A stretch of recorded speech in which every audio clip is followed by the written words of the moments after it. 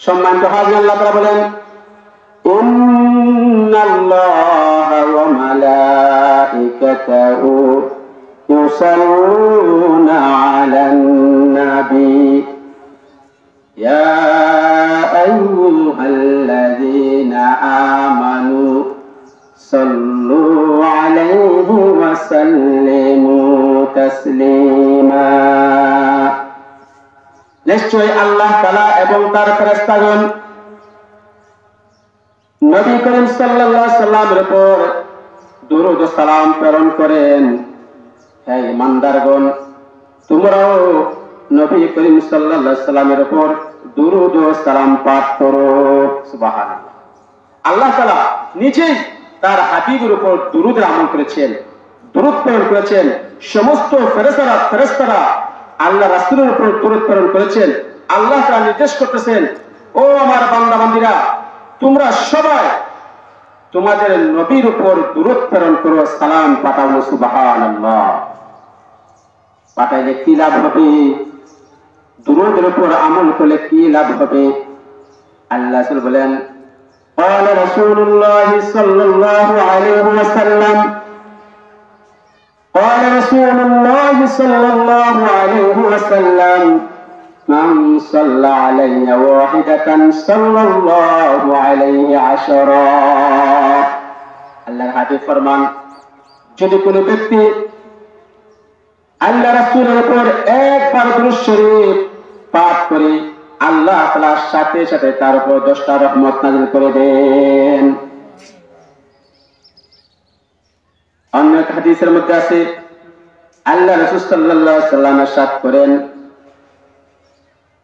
ইন্নাল জান্নাতা তাশতাকু ইলা খামসাতিন নাফর তালিল কুরআন ওয়া হাফিযিল লিসান ومطعم الجيعان ومكسي العريان ومن صلى علي حبيب الرحمن।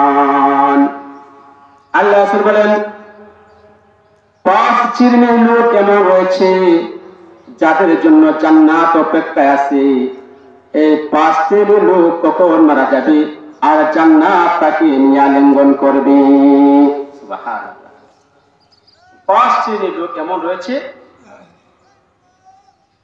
যাদের জন্য জান্নাত অপেক্ষা করে আছে। তারা কখন মারা যাবে আর জান্নাত তাদেরকে নিয়ে আলিঙ্গন করবে, আনন্দ করবে। সুবহানাল্লাহ।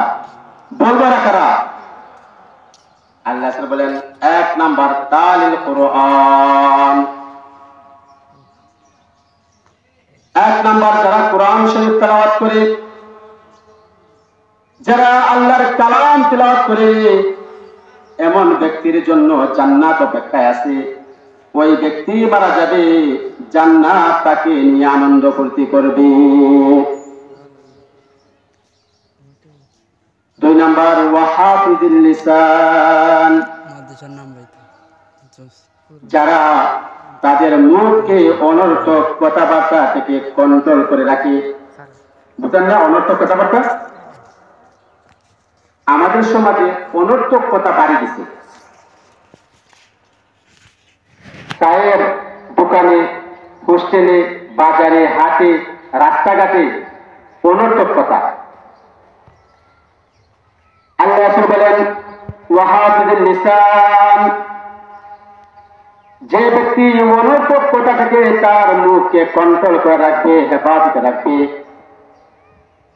ওই ব্যক্তির জন্য জান্নাত অপেক্ষায় আছে। কখন সে মৃত্যুবরণ করবে আর জান্নাত তাকে নিয়ে আলিঙ্গন করবে। 2 নাম্বার, মুখকে হেফাজত রাখতে হবে অনর্থক কথাবার্তা থেকে। অযথা কথাবার্তার কোনো প্রয়োজন নেই। 3 নাম্বার,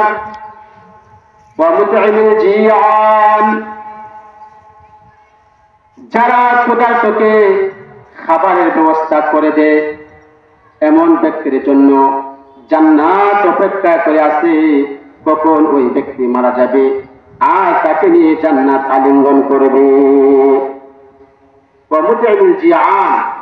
ক্ষুধার্ত, যারা অসহায় আছে, খাবার খাইতে পারে না, তাদেরকে যারা খাবারের ব্যবস্থা করে দেবে, এমন ব্যক্তি যখন মারা যাবে তার জন্য জান্নাত অপেক্ষায় আছে, তাকে আনন্দ ফুর্তি করার জন্য। সুবহানাল্লাহ। আমাদের সমাজে অনেক অসহায় মানুষ আছে, দরিদ্র মানুষ আছে, এখন অনেক মানুষ আছে সে এক বেলা দুই বেলা পেট করে খেতে পারে না। অনেক মানুষ আছে সারা বছরে এক বেলা গোস্ত খেতে পারে না, গরুর গোস্ত খেতে পারে না। এমন অনেক পরিবার আছে যারা ভালো একটি মাছ খরিদ করে খেতে পারে না। আল্লাহর হাবিব ফরমান, যদি তুমি আল্লাহর বান্দার বান্দি ওই সমস্ত অসহায় পরিবারের দিকে তাকায়, আমি রাসূল বলেছি সে যখন মৃত্যুবরণ করবে জান্নাত তাকে নিয়ে আলিঙ্গন করবে। 4 নম্বর, ওয়া মুকসিল উরিয়ান, যাদের কাপড় নেই, বস্ত্র নেই, বস্ত্রহীন ব্যক্তিদেরকে যারা কাপড় পরিধান করিয়ে দিবে, কাপড়ের ব্যবস্থা করে দিবে, এমন ব্যক্তির জন্য জান্নাত অপেক্ষায় আছে। সে কখন মারা যাবে আর জান্নাত তাকে নিয়ে আনন্দ ভর্তি করবে। বর্তমানে শীতের সিজন, আমাদের গ্রাম অঞ্চলে আমাদের আশেপাশে অনেক ফ্যামিলি আছে, ফ্যামিলির সন্তানেরা আছে, তাদের গায়ে চাদর নেই, একটা জ্যাকেট নেই, কোট নেই, ঘরে থাকতেছে কিন্তু একটা কম্বলের ব্যবস্থা নেই, লেটের ব্যবস্থা নেই, কনকনে শীতের মধ্যে পাতলা একটা খাতা নিয়ে তারা রাত্রি যাপন করতেছে। এমন ফ্যামিলির সদস্যদেরকে যারা লেটের ব্যবস্থা করে দেবে, কম্বলের ব্যবস্থা করে দিবে, বস্ত্রের ব্যবস্থা করে দিবে, আল্লাহ রাসূল বলেন ওই ব্যক্তির জন্য জান্নাত অপেক্ষায় আছে। কখন সে মারা যাবে আর জান্নাত তাকে নিয়ে আলিঙ্গন করবে।